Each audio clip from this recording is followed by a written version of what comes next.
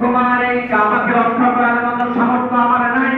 আল্লাহ তোমার কাছে ফরিয়াদ করি, আজকে 40 এবং 60,000 সৈন্য নিয়ে এবং 8টা থেকে 12টা হাতি নিয়ে আমরা তোমার এই ঘর ধ্বংস করার জন্য আসছি। আল্লাহ তোমার কাছে ফরিয়াদ করি, তুমি তোমার এই কাবাকে তুমি রক্ষা করিও। আল্লাহু আকবার। তুমি তোমার এই কাবাকে রক্ষা করিও, তুমি তোমার এই কাবাকে রক্ষা করিও। এই কথা বলে আব্দুল মুত্তালিব কাবা থেকে চলে আসে আর আপনারা তার সৈন্যদেরকে নিয়ে কাবা ধ্বংস করার জন্য সামনের দিকে আগাইলেন।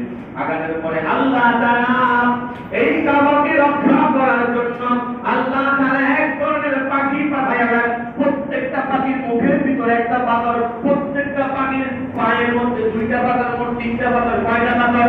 আল্লাহ তাআলা এমন ভাবে পাখিগুলো পাঠাইলেন, পাখিগুলো পাঠাইয়া মুখের মধ্যে একটা পাথর এবং পায়ের মধ্যে একটা পাথর নিয়ে আল্লাহ তাআলা এক ধরনের পাখি পাঠালেন। পাখিগুলো যখন ঢাকা শরীরের উপরে আসছে, পাথর নিক্ষেপ করা শুরু করছে। আব্রাহামের সমস্ত সৈন্যের গায়ে যখন পাথরগুলো পড়া শুরু করেছে, সাথে সাথে যেই জায়গায় এগুলো পাথরগুলো করে সেই জায়গায় ক্ষত বিক্ষিপ্ত হয়ে আব্রাহামের পায়েগুলো ধ্বংস হয়ে যাচ্ছে। আল্লাহু আকবার। আল্লাহ তাআলা সাথে সাথে পাখি পাঠায়া আল্লাহর সেই কাবা ঘরকে রক্ষা করলেন। বলি আল্লাহু আকবার।